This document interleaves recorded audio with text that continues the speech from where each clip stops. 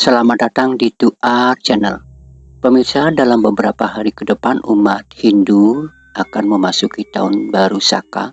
Artinya pertanggal 22 Maret 2023 umat Hindu memasuki tahun baru Saka tahun 1945. Kenapa pada Tilem Kesanga jatuhnya Nyepi? Ya, karena Tilem Kesanga merupakan hari di mana dewa-dewa melakukan penyucian diri di tengah samudera.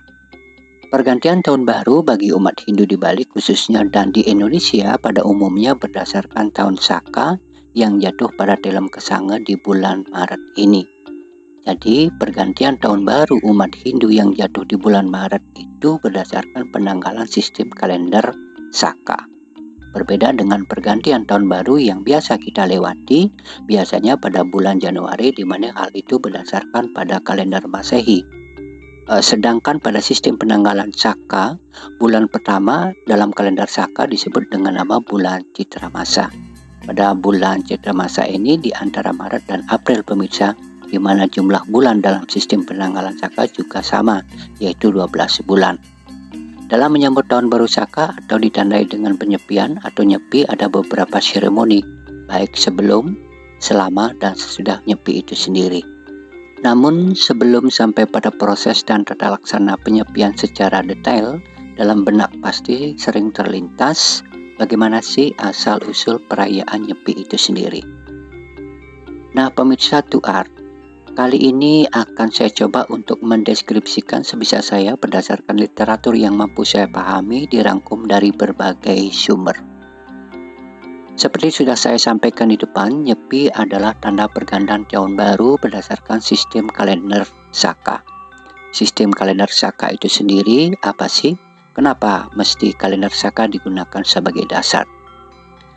Upacara apapun yang dilakukan di Bali tentu sudah memiliki acuan atau dasar, karena ajaran umat Hindu memiliki 3 kerangka dasar, yaitu tatwa, susila, dan upacara. Ketiga ini merupakan satu kesatuan saling terkait dan melengkapi. Artinya apapun upacara yang dilakukan bagi umat Hindu dilaksanakan dengan etika atau susila atau ada tata caranya yang didasarkan pada filsafat atau ajaran yang bersumber pada kitab suci Weda. Begitupun pula perayaan Nyepi, tentu memiliki dasar filsafat, etika dalam pelaksanaannya, dan rangkaian pelaksanaannya dalam upacaranya. Penggunaan kalender Saka ini sudah dimulai sejak 78 Masehi. Perhitungan ini dimulai sejak penobatan Raja Castana dari bangsa Saka. Jadi digarisbawahi tahun Saka dimulai sejak penobatan Raja Castana ini di India. Asal-usul Nyepi berasal dari zaman India kuno. Pada waktu dulu di India digambarkan sering terjadi konflik sosial dan fisik yang berkepanjangan di antara bangsa Saka atau Scythia, USG, Tiongkok, Yavana, Yunani, Malava, India, dan Pallava, Partha. Suku-suku tersebut terus berada dalam pusaran konflik berkepanjangan yang disebabkan oleh perebutan wilayah-wilayah yang subur. Wilayah subur tersebut sangat berharga karena dapat menunjang kehidupan jangka panjang para suku yang bertikai. Meski konflik mereka terjadi dalam waktu sangat lama, ada kalanya terjadi masa damai atau gencatan senjata. Masa gencatan senjata tersebut menimbulkan alkulturasi dan sinkretisme yang berujung pada perdamaian. Perdamaian tersebut terjadi setelah bangsa Saka menaklukkan suku-suku lainnya dan menduduki berbagai wilayah. Nah, pemirsa, bangsa Saka yang menginginkan kedamaian akhirnya fokus pada kegiatan selain perebutan wilayah. Arah perjuangannya kemudian dialihkan dari perjuangan politik dan militer untuk merebut kekuasaan menjadi perjuangan kebudayaan dan kesejahteraan.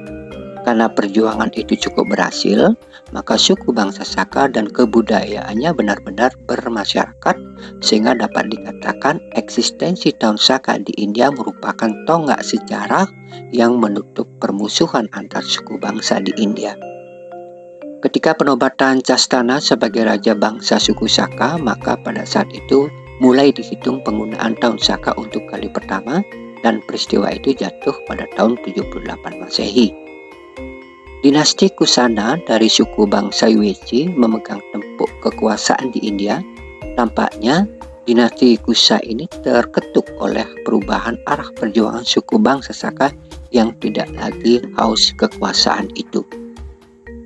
Kekuasaan yang dipegang bukan dipakai untuk menghancurkan suku bangsa lainnya, namun kekuasaan itu dipergunakan untuk merangkul semua suku-suku bangsa yang ada di India dengan mengambil puncak-puncak kebudayaan tiap-tiap suku menjadi kebudayaan kerajaan.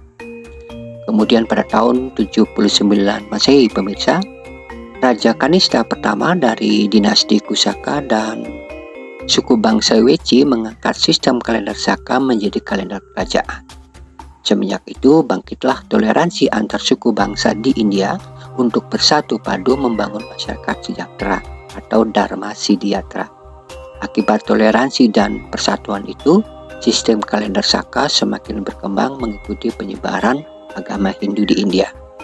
Dengan masuknya agama Hindu ke Indonesia abad ke-4 Masehi, di mana suku-suku bangsa di India sebelumnya telah mengadopsi kalender yang sama yaitu kalender Saka, maka sistem kalender tersebut pun digunakan di Indonesia. Sistem kalender Saka di Indonesia diperkenalkan oleh seorang pendeta bangsa Saka yang bergelar Aji Saka dari Kestrapa, Gujarat, India, yang mendarat di Kabupaten Rembang, Jawa Tengah pada tahun 456 Masehi. Hitung-hitung pengaruh kalender Saka membutuhkan waktu 376 tahun untuk sampai ke Indonesia, pemirsa. Nah, demikianlah awal mula perkembangan tahun Saka di Indonesia. Pada zaman Majapahit, tahun Saka benar-benar telah eksis menjadi kalender kerajaan. Di kerajaan Majapahit pada setiap bulan Caitara atau bulan Maret, tahun Saka diperingati dengan upacara keagamaan. Misalnya di alun-alun Majapahit pada waktu itu berkumpul seluruh kepala desa, prajurit, para sarjana, pendeta Siwa dan Buddha, dan Sri Baginda Raja. Topik yang dibahas dalam pertemuan itu adalah tentang peningkatan moral masyarakat.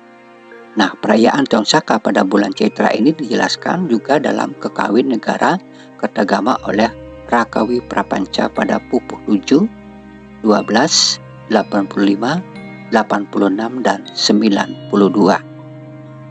Nah, pemirsa, berkembangnya agama Hindu di Bali yang diperkirakan abad ke-8 setidaknya jika merujuk kepada beberapa peninggalan arca Siwa dan Pura Putra Batara desa pendahulu Gianyar yang identik juga dengan arca Siwa di Dieng, Jawa Timur. Sejak ekspedisi Gajah Mada ke Bali tahun 1343 sampai akhir abad ke-19, Bali masih terjadi pembaharuan dalam teknis pengamalan ajaran agama. Migrasi para Brahmana, Ksatria, dan pujangga-pujangga besar ke Bali juga membawa dan menyelamatkan naskah kuno yang sangat bermanfaat. Misalnya pada masa dalam Watu Renggong, kehidupan agama Hindu mencapai zaman keemasan dengan datangnya Danghyang Nirata atau Dewi Jendra ke Bali pada abad ke-16 yang disebabkan oleh runtuhnya Majapahit. Jawa yang awalnya sebagai pusat yang memancarkan gairah bagi kesusastraan kuno tidak berkembang lagi.